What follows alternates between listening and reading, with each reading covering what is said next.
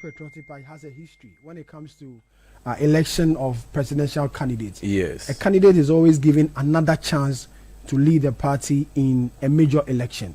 So people make examples of J. Kufuor, who went twice before winning the 2000 election, and Akufo-Addo 3 times before winning the 2026 election. So if the Bawumia camp is pushing for another chance for Dr. Bawumia to run again on the party's ticket, why is your boss making those statements he made in Mampong? First of all, it looks like people already have some form of prejudice against statements that are made or that come from the Honorable Kennedy Japan. Really? Yes, other than that, what Kennedy sought to do was to give a historical context to a statement that Dr. Bawumia himself has already explained, has already even made in the public space.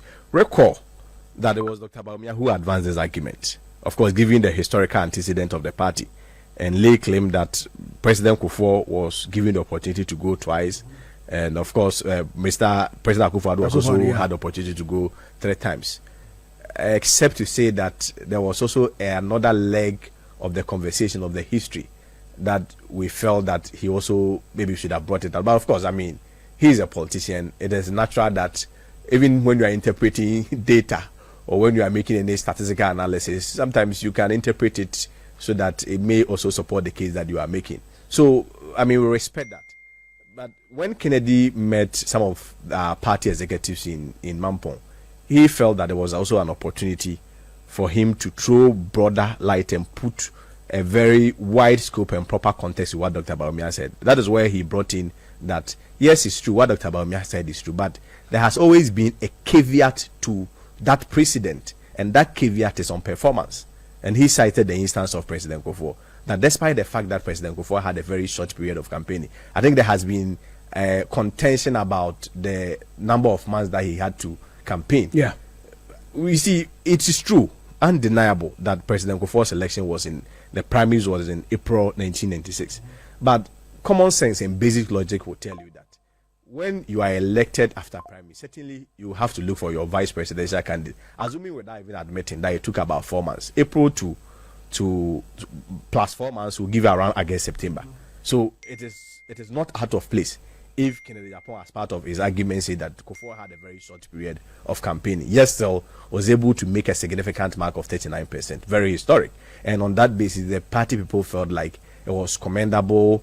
The signs were great, and for that matter, they needed to push him again. And indeed, the second time he had the opportunity of becoming the president of Ghana in the year 2001. Yes, out of the 2000 elections, and then also that of President Akufo-Addo.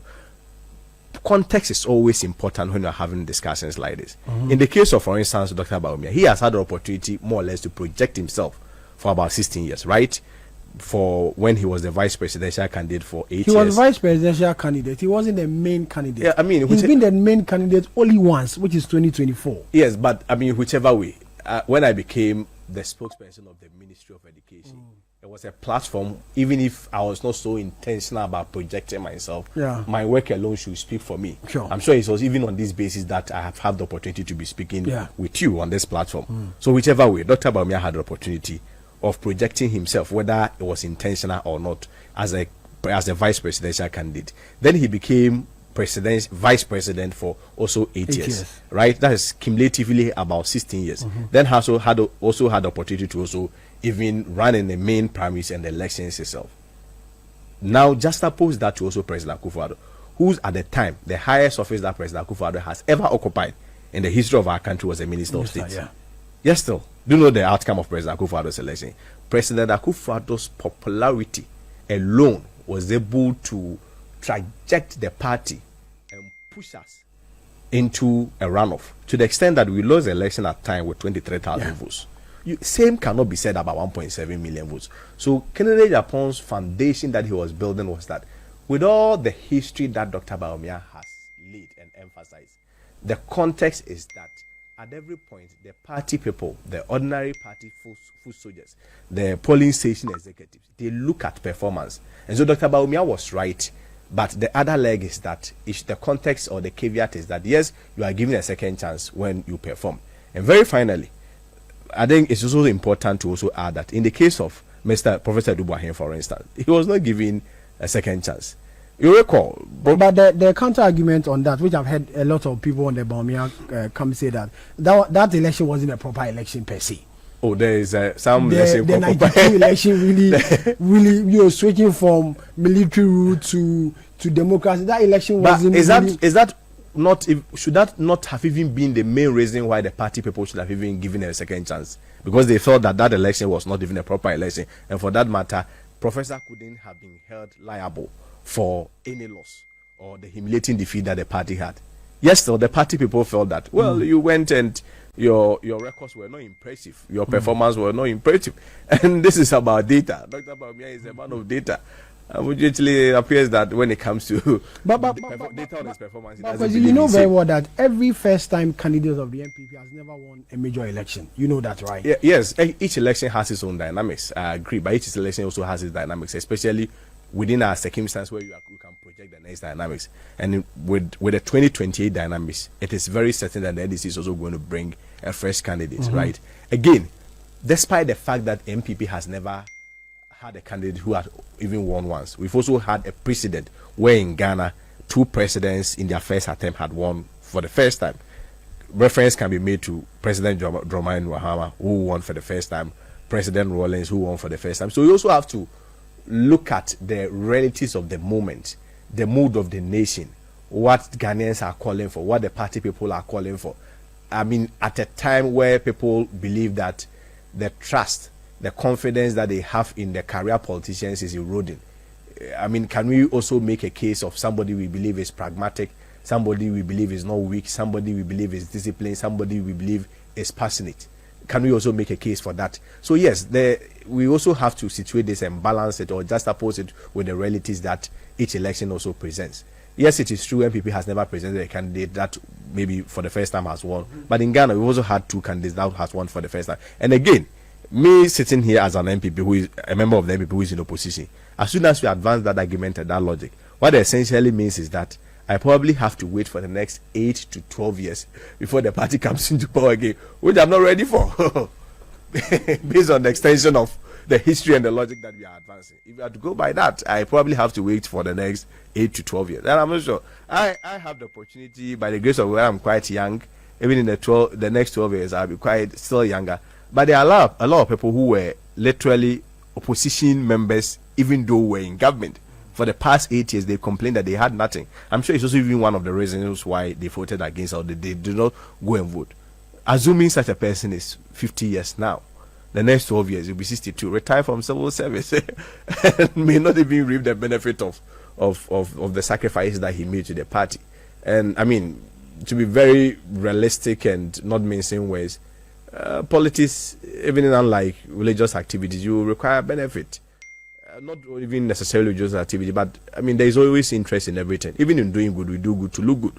So certainly, I must reap the work that I put in as a party person.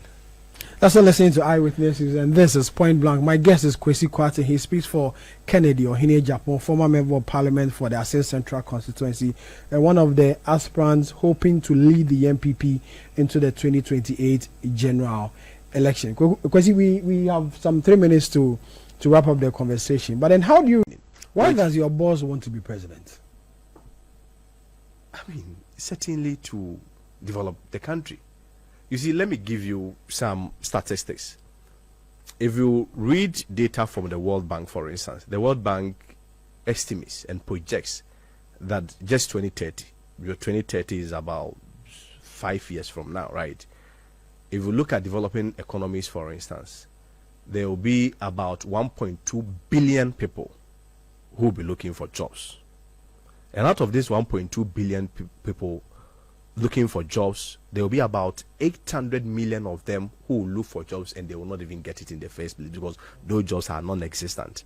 About 400,000 people will get jobs. Of course, when I refer to developing economies, Ghana is also inclusive. Then you may even want to narrow the statistics down even beyond the worldwide concept or the worldwide view and come to Ghana.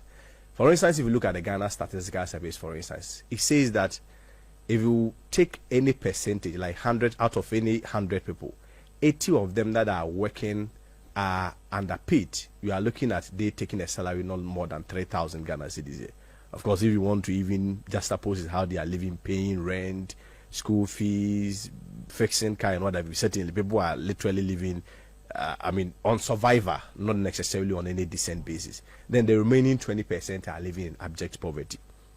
These statistics is very scary, isn't it? And if you also want to even deepen the statistics further, I have read researches from Professor Kakari and other researchers who says that if every batch completes a national service, it takes a minimum of 10 years for half of that batch to get permanent employment. The remaining half will still be searching. And other researchers has also stated that out of every 12 people that graduate from university, the state is only able to employ just 2 of them. So we are literally sitting on a time bomb. The American dreams, the UK dreams that people are living, it is not, or it is almost impossible to live a Ghanaian dream decently. And I'm sure that is even the root cause of all these, issues and news of corruption that we hear. Because at the end of the day, people have to engage in some, even though not justifiable, it's almost becoming like a means of survival. President Kufuor put it very succinct when he said that if we pretend to be paying workers, they also pretend to be working. And indeed, they will also be pretending to even be having a decent form of livelihood by natural sense they may be taking from the state coffers. So this is what Kennedy Japan represents at a crucial time like this, giving a hindsight of all these statistics that I've given. It is about time that we have to really tackle our unemployment. Of course, like you indicated, it's not time for campaign, but also not shy away of his broader vision, where it is about time that you need somebody whose life, his conduct, everything that he stood for has been about creating jobs, entrepreneurship, and whatever. Because clearly you are aware that his adult life has been more of job creation. As of now, he's recruited about 7,000 people. Within the next year, with the new factories coming up, the Ashanti Seed factory, the cherry tomato factory, and other factories coming up, he's also going to employ 10,000 people. So somebody who has been able to demonstrate that within this space that he's had to live as a man, certainly has been able to provide jobs in excess of 7,000, and is also promising to add about 10,000 people.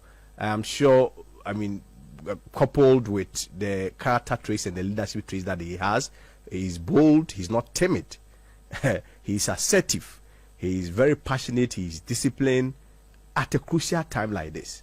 At a time where, as a country, we missed out on the first industrial revolution, the second industrial revolution, we didn't take advantage, the third industrial revolution, up to the fourth, we didn't take advantage of it. We need that kind of a leader who can leapfrog us into development, where we can also compete with the rest of the world.